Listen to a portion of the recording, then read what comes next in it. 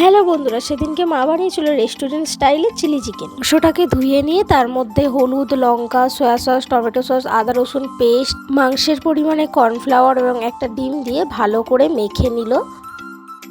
তারপর সবগুলোকে একসাথে মেখে কিছুক্ষণের জন্য রেখে দিতে হবে।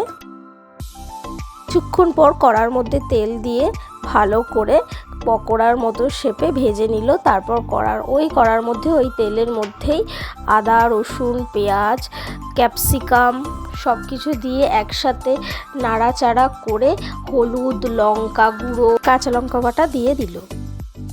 ওই ভাজাগুলো সব একসাথে হয়ে পকোড়াগুলোকে ওর মধ্যে দিয়ে দেওয়া হলো। আর আগে থেকে আমি একটা টমেটো সস, সয়া সস ও চিলি সসের একটা ব্যাটার করে রেখেছিলাম, তো ওর মধ্যেই দিয়ে ওটাকে নাড়াচাড়া করে নিলাম।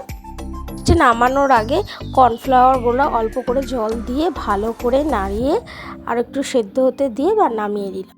আবার দেখা হবে পরের ভিডিওতে। বাই।